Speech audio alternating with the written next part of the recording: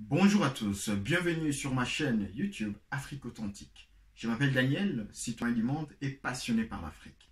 Aujourd'hui, nous allons faire la différence entre liberté et aliénation. Et ça, juste après notre générique.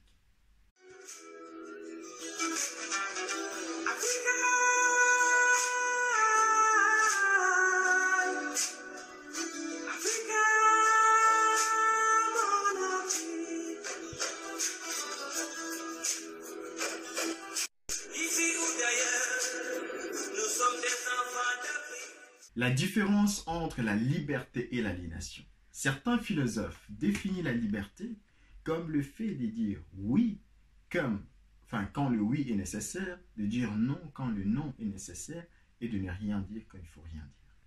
Il y a d'autres qui disent que ta liberté prend fin quand la liberté de l'autre commence.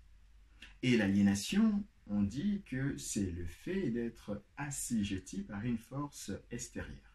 Ou aussi, c'est le fait de perdre son libre arbitre plutôt. Dans ce sens, on va commencer par l'histoire, parce que j'aime bien l'histoire.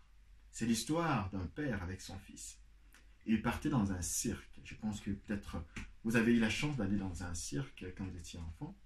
Et l'enfant, en voyant un grand éléphant être accroché dans un bout d'arbre, l'enfant s'étonnant et dit « Mais papa, comment c'est possible? Cet éléphant si fort, si puissant, être attaché dans un petit poteau. Il n'a qu'à bouger sa patte et se voir être délivré, libéré. » Son père lui regarda et dit « Fils, tu sais, cet éléphant, c'est comme la majorité d'entre elles. Quand il était enfant, on l'attachait dans ce même poteau. Il s'est battu de toutes ses forces. Mais il n'arrivait pas à s'en sortir. Il était coincé parce que le poteau était plus fort que lui.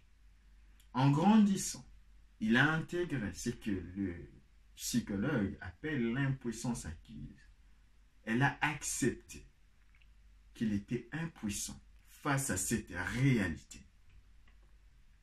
Parce qu'il faut, on fait une parenthèse, il faut définir bien cette notion de la réalité. La réalité est avant tout ce qu'on accepte de croire. Ce que vous acceptez de croire devient votre réalité.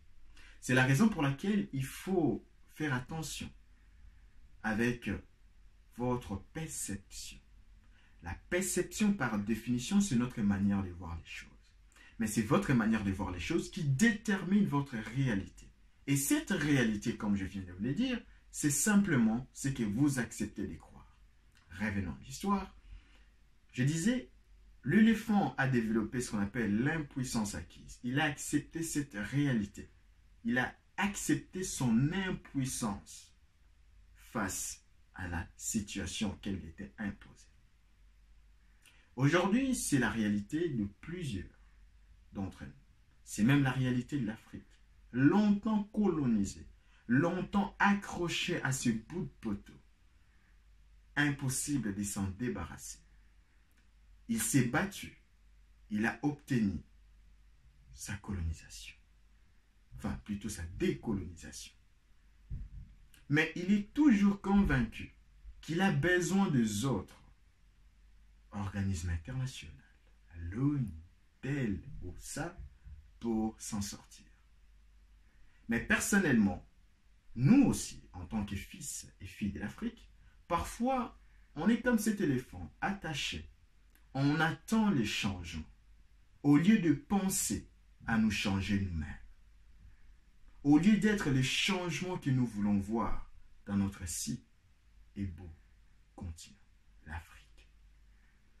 Alors il est temps de se dire que la personne qui perd son libre arbitre, on lui dit que non, on lui fait accepter ce que moi j'appelle l'inacceptable. C'est-à-dire, la personne va normaliser la normalité. Quelque chose qui est anormal. Mais la personne, par aliénation, va la normaliser. Même cette notion de la normalité, c'est un peu compliqué, ambigu. Parce que la normalité dépend de la majorité. Je vous donne l'exemple parce que, bon, vous savez, je suis passionné de l'Afrique. On va prendre l'exemple de l'Afrique. Pendant la colonisation, les grandes puissances trouvaient normal le fait de faire l'esclavage. Pendant ces temps, l'esclavage était normal. Pourquoi? Parce que la grande majorité des grandes puissances, entre guillemets, le trouvaient normal.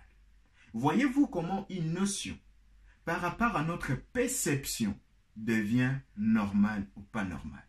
Et aussi par rapport à la majorité. Et il ne faut jamais oublier que la normalité n'est avant tout qu'une convention. C'est la raison pour laquelle sur cette chaîne, on va aussi vous proposer la culture. Parce que, bien évidemment, je suis parmi ceux qui disent qu'on est tous citoyens du monde. Mais il ne faut pas oublier d'où on vient. On vient tous de quelque part. Et accepter et reconnaître son histoire, c'est d'abord accepter et reconnaître ce qu'on est. C'est en regardant le passé qu'on sait prédire l'avenir. Pour revenir à l'histoire de l'éléphant, cet éléphant, comme je vous disais, il a développé l'impuissance acquise. Il attendait qu'on lui détache, qu'on lui promène, qu'on lui fait faire tout ce qu'on pouvait, tout ce qu'on voulait de lui. C'est comme l'Afrique aujourd'hui. Moi, je suis parmi ceux qui ne plaignent pas nos dirigeants. Je ne suis pas en train de plaindre nos dirigeants. Pourquoi? Parce que l'intelligence ou la sagesse explique ou exige que nous ne puissions pas tenir rigueur aux marionnettes. Mais nous devons tenir rigueur aux marionnettistes. Et quand on comprend ça, on comprend tout. Et en comprenant ça, on comprend une chose de très importante, à savoir que dans ces mondes de suiveurs, nous devons arrêter de suivre, mais nous devons nous diriger nous-mêmes. Et c'est ça la clé peut-être du changement. Commencer à nous diriger nous-mêmes. C'est ça aussi la liberté. Comme disait un philosophe, la liberté est avant tout le fait d'être soi-même. D'où même le nom authentique. Il faut être soi-même. Fier de sa culture, fier de ses origines, fier de l'Afrique. Et n'oublions jamais que l'Afrique, c'est votre histoire, notre histoire. Et ces changements commencent maintenant. Surtout, n'oubliez pas de vous abonner, de liker et de partager.